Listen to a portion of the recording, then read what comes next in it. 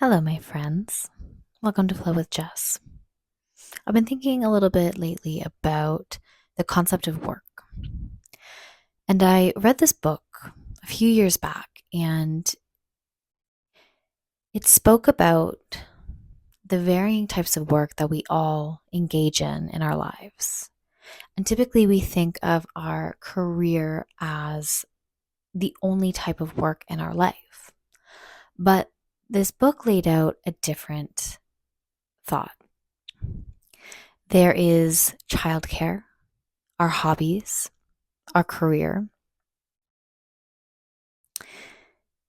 And there were four other types of work that we engage in our life. And I like to think of it like the pie chart of your life. And you dedicate time and energy to these varying types of work, and all are valid. But we tend to focus on the ones that make us money. We think that the only work that is valuable is that of a monetary nature.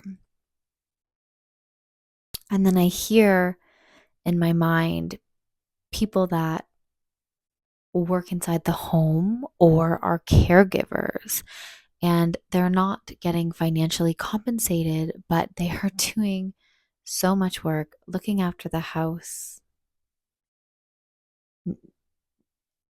and caring for their family members. And then there's also the piece about our hobbies and our creative pursuits.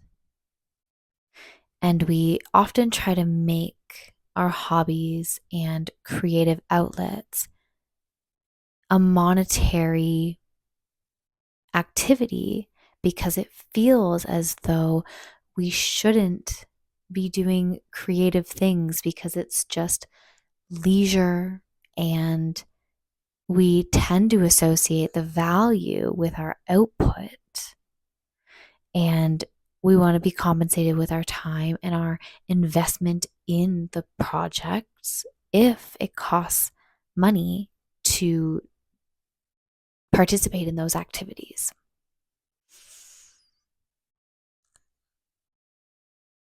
I think about teaching yoga, and it felt like a natural step for me when I started practicing yoga to get my teaching certification.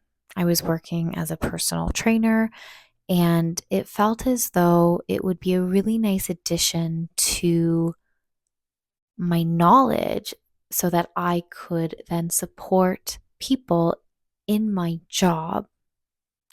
But then, after going through training to become a yoga teacher, one thing became certain, and it was very uncomfortable to charge for this type of service. And all I wanted to do was practice with other people. And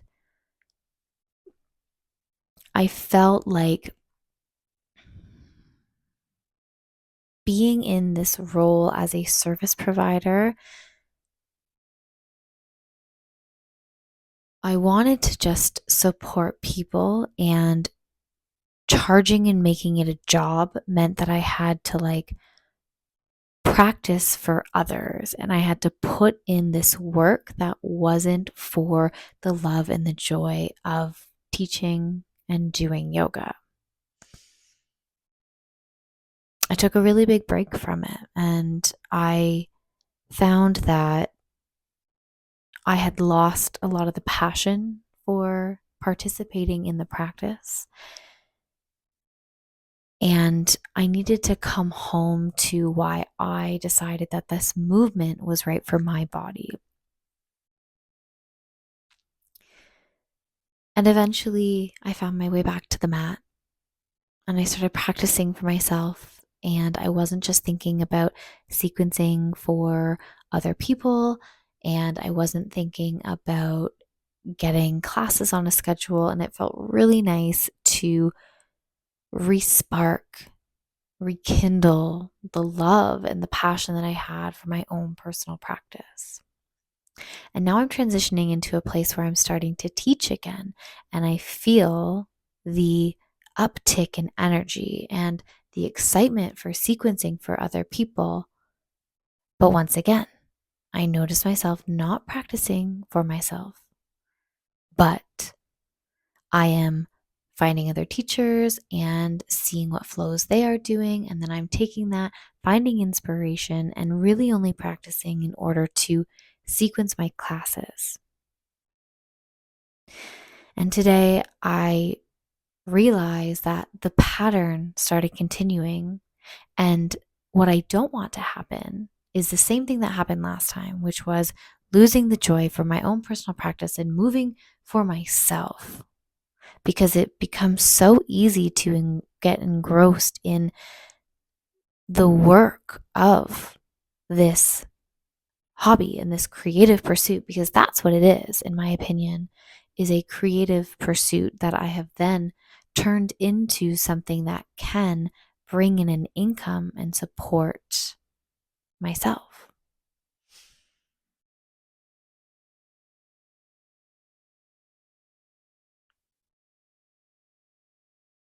And I think a lot of people go through this with their passions and their hobbies, even something like cleaning your house. Some people make a business out of that. Some people like shopping, so they make a business out of that.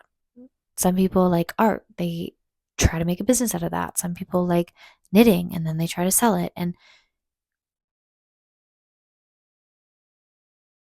it's a really fine line to walk, because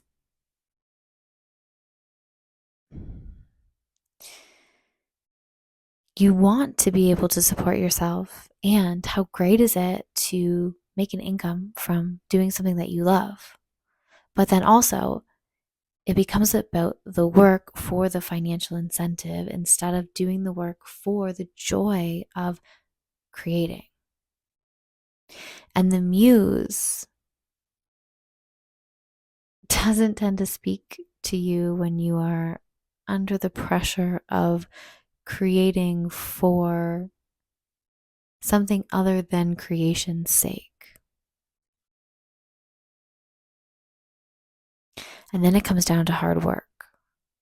It comes down to getting on your yoga mat and going through the motions, or sitting at your desk and just writing, because the muse isn't always going to speak to you. And there is this element of having to work at your creative endeavors,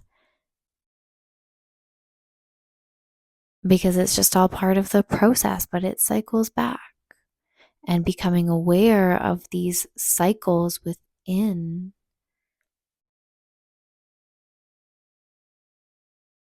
your process, I think, can help support you heading forward. And it may be helpful so that you don't get stuck in the same loops and then coming to the same crossroads and having the same questions. Because how many times have I been like, I don't know if I want to be a teacher, because it influences my practice so dramatically.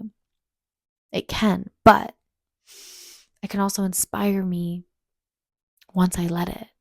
And I get feedback from other people that helps with my growth as a teacher, which then encourages me to practice more as a student, and it keeps the joy and the love alive. As long as I don't let myself get burnt out in other areas, then we can kind of keep the sequence going.